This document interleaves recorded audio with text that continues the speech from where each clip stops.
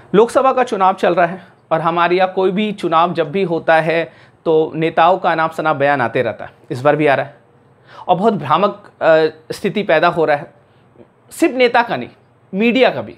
अब मुझे इस चीज़ से बड़ा दुख होता है कि मीडिया जगत जब कोई स्टेटमेंट देते हैं या जब कोई सवाल करता है या फिर अपना न्यूज़ चलाता है, वो बिना रिसर्च किए, बिना स्टडी किए कैसे न्यूज़ चला रहा। आप चौथे खंबे हैं लोकतंत्र के, आप फोर्थ पिलर है डेमोक्रेसी के। आप अगर गलत खबर या गलत स्टेटमेंट दीजिएगा तो उसका असर सही नहीं होगा। नेता तो खैर हम लोग जान ही रहे हैं कि नेता लोग ऐसा अनाप शनाप बयान दे देता, आप क्यों ऐसा बयान देते हैं, ये समझ से बाहर है। तो उस चीज़ पर हम लोग चर्चा आज करेंगे। और मीडिया दरअसल कॉरपोरेट बनने के चक्कर में आजकल मीडिया क्या हो गया कि वो अपने आप को लगता है कि कहीं मॉडलिंग चल रहा है। किसी मॉडल को आप बैठा दिए, उसको ना कॉन्स्टिट्यूशन का ज्ञान है, ना उसको हिस्ट्री का ज्ञान है, और वो क्या कर रहा है, अपना बयान दे रहा है, कुछ भी बोल दे रहा है। तो सबसे प्रॉब्लम ये है कि मेन स्ट्रीम का मीडिया और जो मेन एंकर है उनके पास नॉलेज की कमी है। वो पढ़ नहीं रहे, वो स्टडी नहीं कर रहे। बस उनका फेस अच्छा होना चाहिए, पूरा मेकअप होना चाहिए, वो सामने में लग रहा है कि कोई वो सीरियल या मूवी में काम कर रहा है, कोई एक्ट्रेस है या कोई एक्टर है। तो ये बड़ा दुखदाई है। तो मैं कुछ बयान ऐसा आ रहा है या मार्केट में चल रहा है तो मेरे स्टूडेंट कंफ्यूज ना हो, मेरे व्यूअर्स कंफ्यूज ना हो, इसलिए मैं आपको बताना चाहता हूँ कुछ। जैसे एक बयान मैं आपको बताना चाहता हूँ। एक मीडिया भी मैंने सुना, हमारे न्यूज़ एंकर ही किन्हीं का बयान है कि वो किसी राजनेता से क्वेश्चन कर रहे हैं कि आप माइनॉरिटीज़ जो है, माइनॉरिटीज़ का इंस्टीट्यूशन जो है जैसे एएमयू है, जामिया मिलिया है, ये सब जो इंस्टीट्यूशन है, यहाँ पे आप SC ST का जो कोटा सीट रिजर्व रहता है उसको आप हटा के सिर्फ माइनॉरिटीज़ को आपने क्या किया, सिर्फ माइनॉरिटीज़ को वहाँ पे आपने क्या कर दिया, वहाँ पे आरक्षण दे दिया, है ना। माइनॉरिटीज़ को सिर्फ वहाँ पे सीट रिजर्व करके रखे आप। तो कुछ इंस्टीट्यूशन ऐसा है, माइनॉरिटीज़ का जो इंस्टीट्यूशन है वहाँ पे SC ST का कोटा क्यों नहीं है, ये सवाल पूछा जा रहा है। किससे पूछा जा रहा है? तो विपक्ष से पूछा जा रहा है। तो अब देखिए यहाँ पे मुझे ये चीज़ समझ नहीं आया कि मीडिया सवाल पूछा कैसे। वो आर्टिकल 15 क्यों नहीं पढ़ा? उसको पढ़ना चाहिए कॉन्स्टिट्यूशन नहीं पढ़ते हैं। मेरा ही वीडियो देख ले कम से कम कॉन्स्टिट्यूशन का नॉलेज होना चाहिए मीडिया जगत है। ये मुझे दुख लगता है क्योंकि जनता देख रही है, उसको लग रहा है हाँ ये बात तो सच है ना। मैं आपको कुछ एग्जांपल, मैं इस फैक्ट्स को काटता हूँ थोड़ा, है ना। और बहुत प्रतिष्ठित चैनल है वो, और प्रतिष्ठित एंकर का ये सब सवाल आता है। तो हाँ, ये ज़रूर है कि वो नेता का एग्जाम्पल दे के वो देखिए, कोई भी नेता अगर ऐसा बयान करता है तो मीडिया वाला का काम है कि अगर वो कॉन्स्टिट्यूशन पढ़ा है तो वो तुरंत बता देगा, देखिए इसमें ये लिखा हुआ। ये बात मीडिया को बताना चाहिए, लेकिन मुझ जैसे शिक्षक को बताना पड़ रहा है। तो खैर चलिए, मैं आपको एक चीज़ बताता हूँ। एक आर्टिकल मैं आपको बताता हूँ 15 क्लॉज 5, एक आर्टिकल है 15 क्लॉज 6। अब देखिए 15 क्लॉज 5, ये 15 क्लॉज 5 जो है ये आप अगर पढ़ते हैं फंडामेंटल राइट, है ना, आर्टिकल 12 से लेकर के 35 तक जो भाग 3 में आता है, और जहां राइट का बात होता है वो आर्टिकल 14 से लेकर के 32 तक है। तो आप आर्टिकल 15 जो हमारा फंडामेंटल राइट है, मौलिक अधिकार है हमारा, है ना, मौलिक अधिकार है। अब मौलिक अधिकार में जो आर्टिकल 15 है उसमें 6 क्लॉज है। उसमें कितना क्लॉज है? 6 क्लॉज है, जिसमें से 15 क्लॉज 1 और 15 क्लॉज 2 ये तो मेन फंडामेंटल राइट है, और इसी का एक्सेप्शन है, अपवाद है, जो 15 क्लॉज 3, 4, 5, 6 में आता है।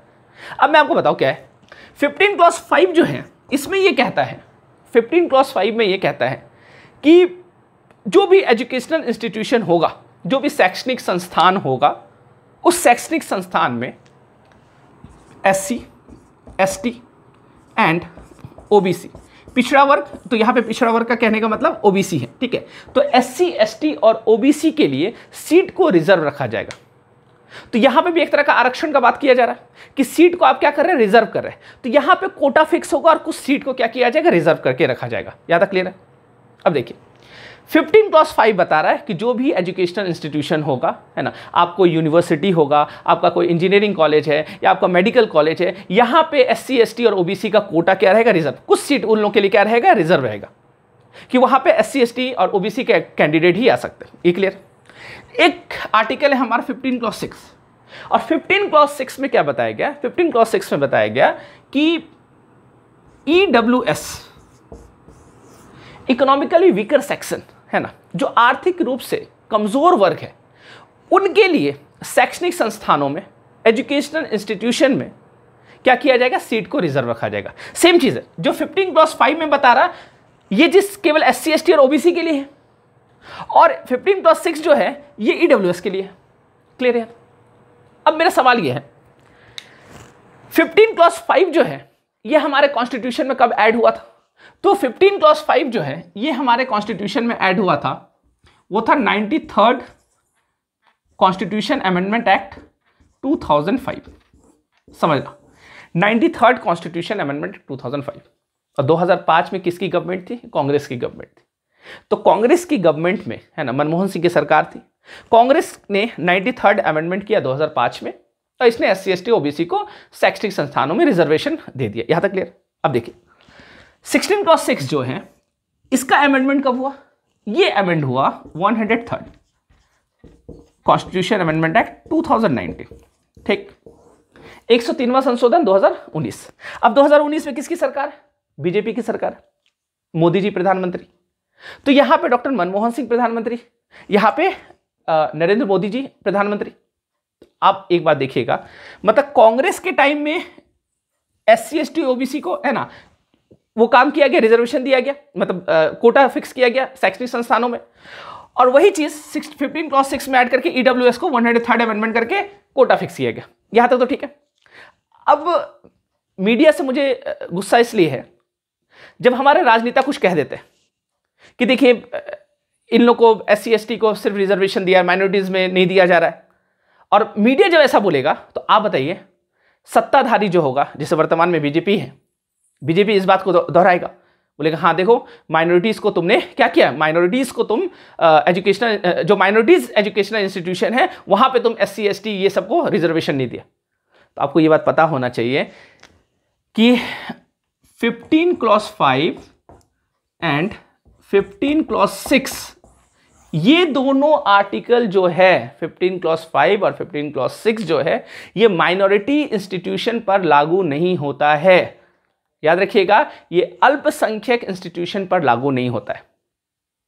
अब बताइए एक बात, अगर ये बात कांग्रेस बोले तो कांग्रेस से भी ये सवाल कीजिए कि आपने 2005 में जो इंप्लीमेंट ये किया, तो आपने तो ये जो सिस्टम आपने बनाया कि माइनॉरिटी इंस्टीट्यूशन पर लागू नहीं होता है, तो चलिए आपने ठीक है बना दिया। तो अगर ऐसा बात अगर बोलेंगे, अगर कांग्रेस की तरफ से ये बात बोला जा रहा है, तो उनसे जरूर सवाल कीजिएगा कि आप हटाए क्यों नहीं इसको फिर, है ना। आप इसमें नियम कर देते कि माइनॉरिटी इंस्टीट्यूशन में भी होगा, या फिर 103rd अमेंडमेंट जब 2019 बीजेपी के द्वारा किया गया, तो बीजेपी के लोग जब कहते हैं कि माइनॉरिटीज इंस्टीट्यूशन में SC ST OBC का आरक्षण, मतलब SC ST OBC का सीट को छीन के हम लोग मुस्लिम को दे दिए, या फिर माइनॉरिटीज का मतलब यहाँ पे मुस्लिम पे ही मेनली टारगेट होता है हमारे यहाँ, आपको पता ही राजनीति, है ना। तो आप पूछिएगा कि आपने 2019 में जब अमेंडमेंट किया, 103rd अमेंडमेंट किया, उसमें जब 15+6 जोड़ा, तो 15+6 में EWS को आपने क्या रिजर्वेशन दिया, तो उसमें मुस्लिम माइनॉरिटीज इंस्टीट्यूशन को अपवाद में क्यों रखा? आप भी तो रखे, आप तो इसको बदल सकते थे। ये बात समझ पा रहे मैं क्या बोल रहा हूं? मतलब कि आपने 15+6 डाला और EWS को रिजर्वेशन दिया, और आपको यह कहना चाहिए कि EWS को हर जगह रिजर्वेशन मिलेगा। लेकिन आप तो यही चीज है ना, अगर हमारी मीडिया 15+6 16+6 पढ़ा रहा था, और ये पढ़ा रहा था कि 15+6 और 16+6 का अपवाद क्या है, तो अपवाद है अल्पसंख्यक का शैक्षणिक संस्थान, माइनॉरिटीज एजुकेशनल इंस्टीट्यूशन। तो माइनॉरिटीज एजुकेशनल इंस्टीट्यूशन में 15+5 और 15+6 लागू नहीं होता है। तो ये बात अगर कोई राजनेता बोलते तो मीडिया इसको तुरंत क्या करता, सवाल पूछता है कि अगर आपको लगता है कि माइनॉरिटीज के इंस्टीट्यूशन में भी इन लोगों का सीट रिजर्व होना चाहिए, तो आप अमेंड कर देते ना। और ऐसे भी ये अपवाद है, ये फंडामेंटल राइट का एक्सेप्शन है, ये फंडामेंटल राइट थोड़ी है। फंडामेंटल राइट तो 15+1 और 15+2 है एक तरह से, ऐसे भी आप देख सकते हैं।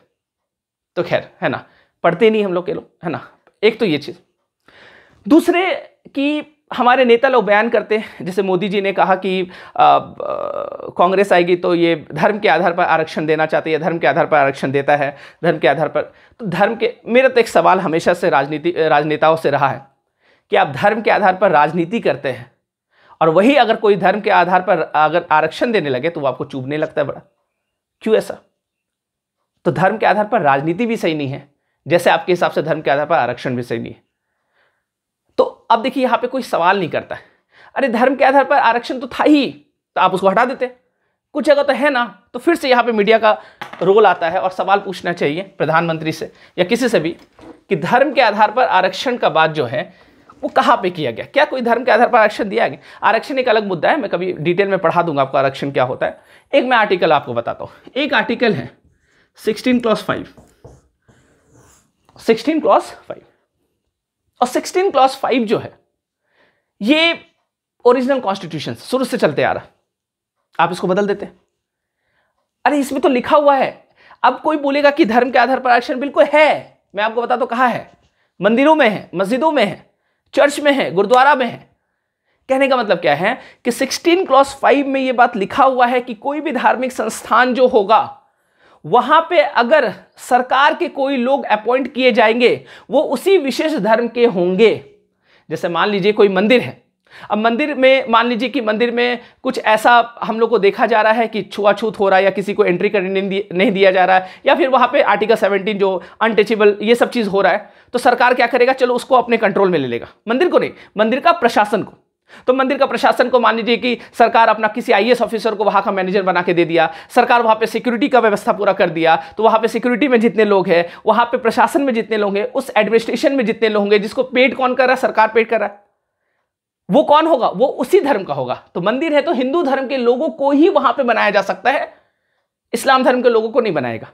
अगर कोई मस्जिद है वहां पे अगर प्रशासन, अगर कोई ऐसा विवाद हो गया या बहुत ज्यादा विवाद चल रहा है, तो वहां पे वहां का जो प्रशासन होगा वो अगर भारत सरकार अपॉइंट करेगा तो वो कौन होगा, मुसलमान ही होगा, वहां हिंदू नहीं हो सकता।